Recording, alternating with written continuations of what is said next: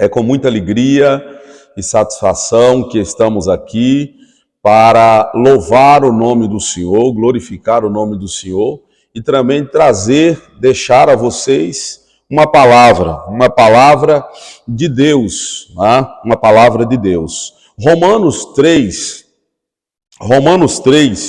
no capítulo de número 9, vai dizer assim: pois que somos nós mais excelentes? De maneira nenhuma, pois já dantes demonstramos que tanto judeus como gregos, todos estão debaixo do pecado. Como está escrito, não há um justo, não há nenhum sequer. Não há ninguém que entenda, não há ninguém que busque a Deus. Todos se extraviaram e juntamente se fizeram inúteis. Não há quem faça o bem, não há nenhum só. No versículo 23, Paulo vai dizer assim: porque todos pecaram e destituídos estão da glória de Deus, sendo justificados gratuitamente pela sua graça, pela redenção que há em Cristo Jesus. Amigos, aqui nós temos o grande flagelo que escraviza a humanidade, chamado pecado. Pecado que também é sinônimo de natureza pecaminosa, herança de Adão, né? Herança de Adão. A Bíblia vai nos dizer que Deus criou o homem perfeito, a sua imagem e semelhança, um caráter perfeito. Porém, esse homem, ele é atraído, seduzido por sua mulher a comer do fruto da ciência do bem e do mal, que Deus havia lhe dito que ele não poderia comer, porque se dele comesse, morreria, né? A mulher, por sua vez, fora seduzida pela serpente, né? Seduzida e enganada, porque essa lhe disse: foi assim que Deus dissera que você não pode tocar, né? Deus não falou para não tocar, Deus falou para não comer, né? E ela então foi ouvindo, né, a serpente e veio a cair, né? Veio a desobedecer a palavra de Deus. E aí a Bíblia então agora mostra a humanidade nesse contexto de pecado, nesse contexto de injustiça, nesse contexto de ignorância, de não querer buscar a Deus. É muito patente que nos dias de hoje nós estamos vivendo um momento onde a humanidade ela tem prazer no pecado, prazer na iniquidade, prazer na imoralidade, prazer em tudo aquilo que não agrada a Deus, prazer na violência, prazeres que, na verdade, são horrendos aos olhos de Deus. Porém, a palavra de Deus vai nos mostrar que o agrado de Deus sempre foi trazer o homem para a justificação, trazer o homem para a justiça, né? Trazer o homem para uma vida de santidade, de santificação, para uma vida onde ele pudesse melhorar os seus caminhos diante dele. Por isso, a Bíblia diz que Deus tira Adão do jardim do Éden e o põe fora do jardim, para dar a ele ali uma oportunidade, e dar uma oportunidade para a humanidade não viver eternamente no pecado, né? E ali Deus prega o evangelho pela primeira vez, quando ele disse assim: olha, pois também da semente da mulher nascerá um, e ele te esmagará a cabeça e tu lhe ferirá o calcanhar. Ali é anunciado o nascimento do Redentor, o nascimento do Salvador. né? Aquele que iria esmagar a cabeça da serpente. Por que a cabeça? Porque a cabeça simboliza o governo, né? O governo do príncipe desse mundo, né? Que tem levado os homens a essa vida de amor, né? De trilhar e palmilhar caminhos que são horrendos, abomináveis diante de Deus. Meu amigo, você que está nos ouvindo, nos assistindo, que ainda não conhece, né, a palavra de Deus, Deus ele tem um chamado para o homem, um chamado para a justiça, chamado para uma vida de santidade, chamado para uma vida de arrependimento, né? É tanto que o coração da Bíblia, também o coração de Deus é revelado em João 3,16, quando o evangelista João diz assim: porque Deus amou o mundo de tal maneira que deu seu Filho, que enviou, presenteou o seu Filho, para que todo aquele que nele crê não pereça, mas tenha a vida eterna. O diabo, ele escravizou a humanidade através do pecado, mas Deus promete vida eterna e libertação para a humanidade através da vinda de Jesus à terra.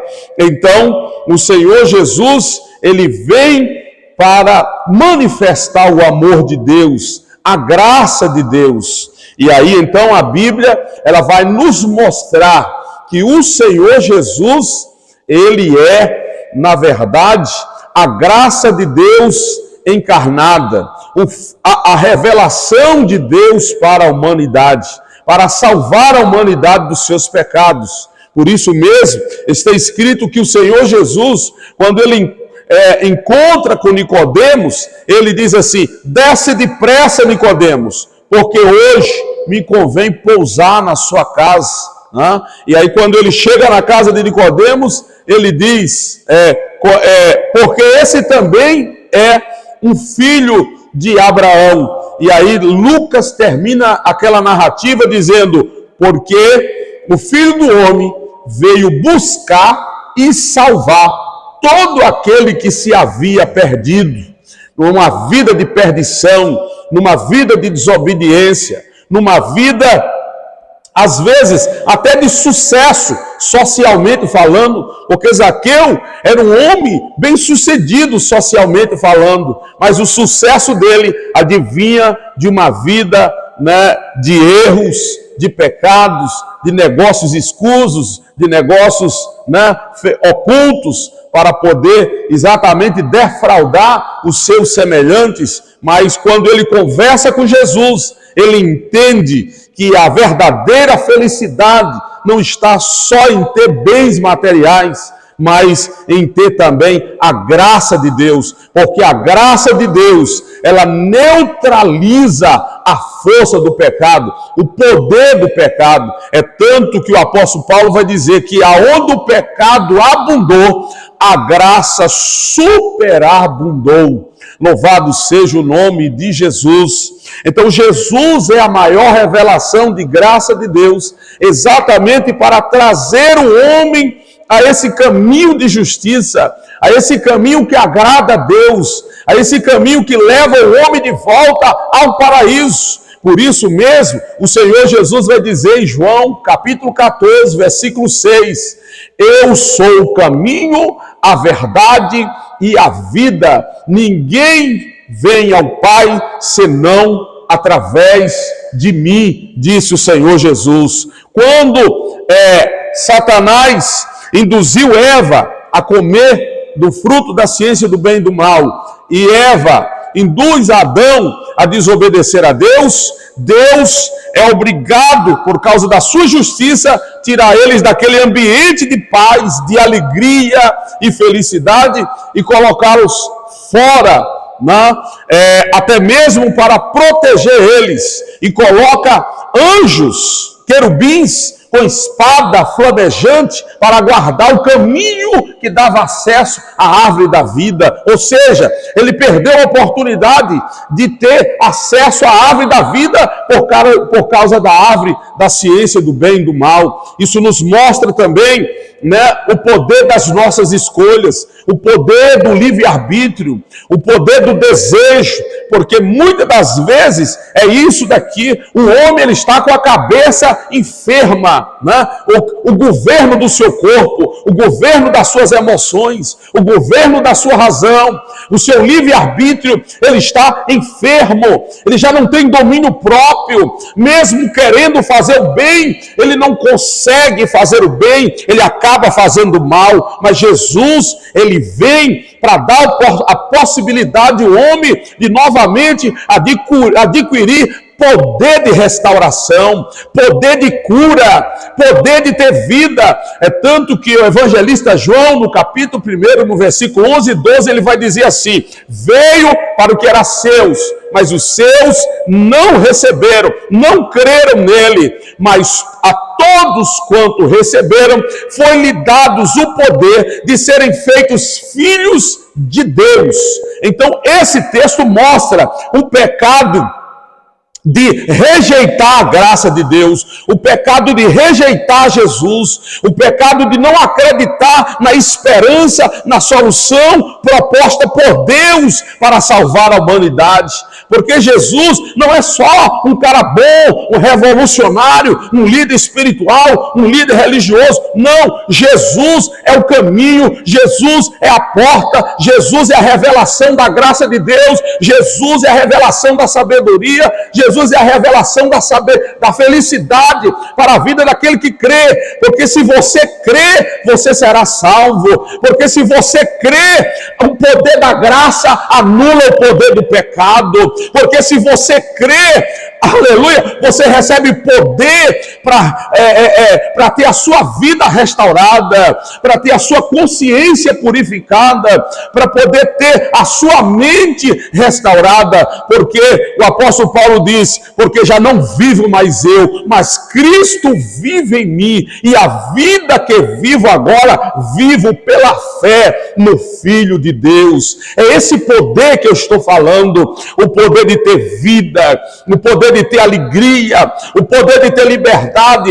Porque liberdade não é você fazer o que acha que é certo, liberdade não é você viver como você acha que é senhor de si mesmo e viver como quer viver. Liberdade é você ter o direito de saber que Deus é o Senhor, aleluia, e a palavra de Deus é a verdade, é boa, é perfeita, é agradável, é mais doce do que o mel. E você agora, com um equilíbrio emocional, com um equilíbrio, com domínio próprio, você obedece e guarda a palavra de Deus. A graça veio trazer a vida que Satanás tirou por intermédio do pecado.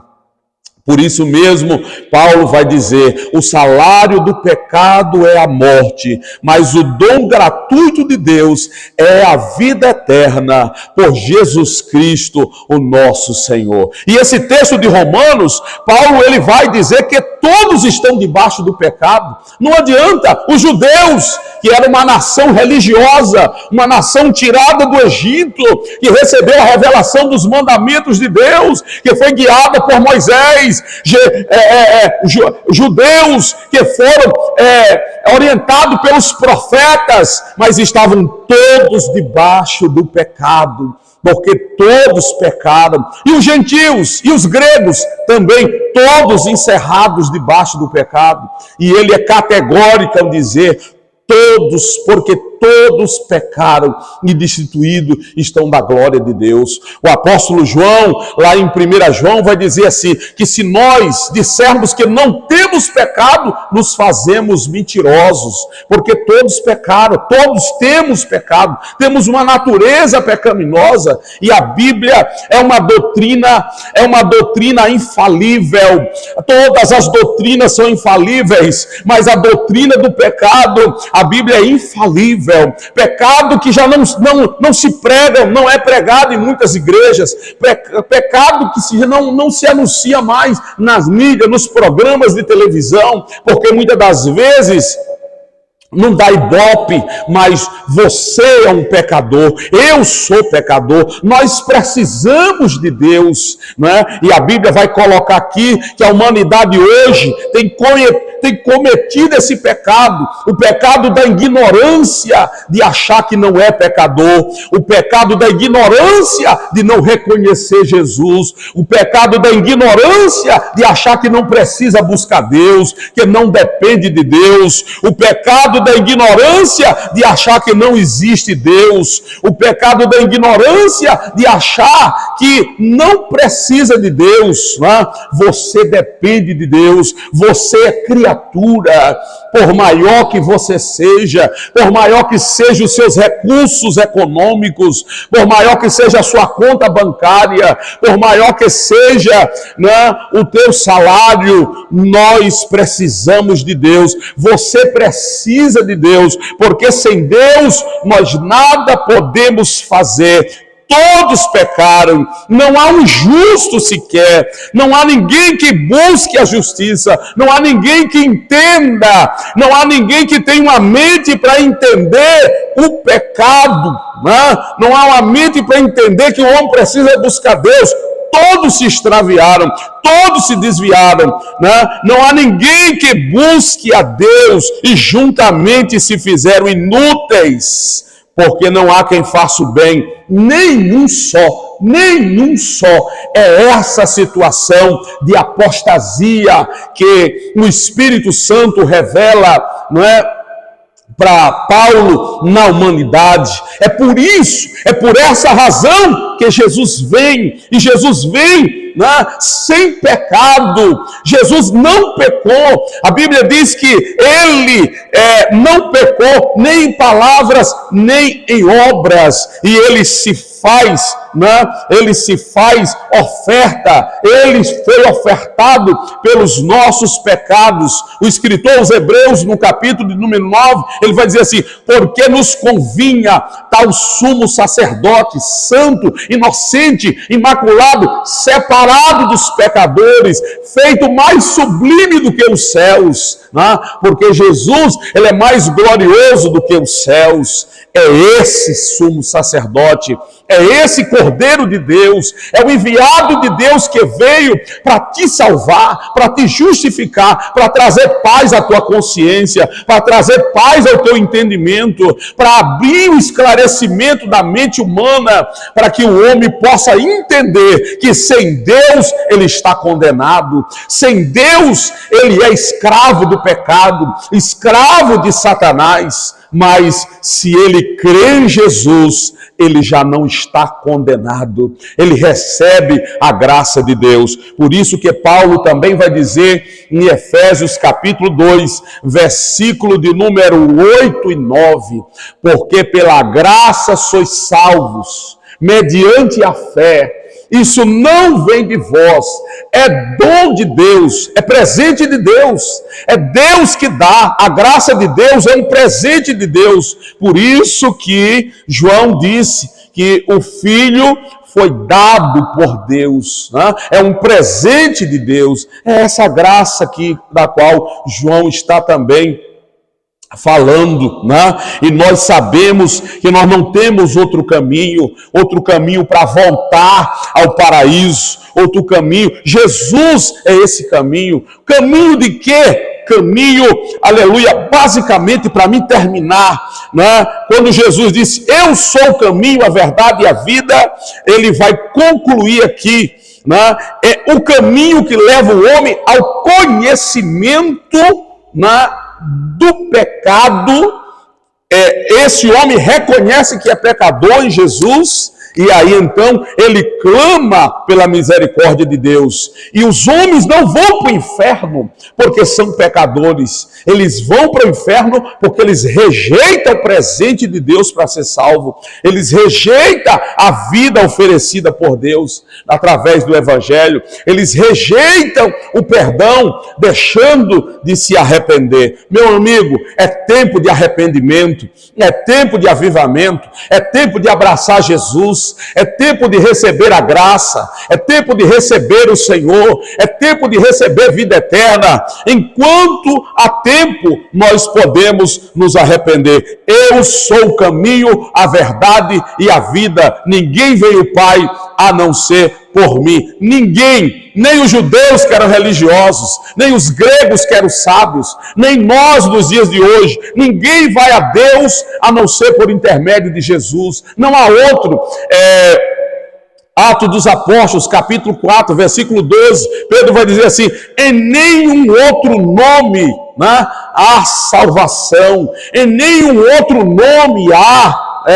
O escritor aos Hebreus, no capítulo 12, ele vai dizer assim: como escaparemos nós se não atentarmos para essa tão grande salvação que começou a ser anunciada no tempo dos profetas? E agora ela chegou até nós, chegou até você. É a tua vez, é a tua oportunidade. Jesus está te chamando, o Senhor está te chamando.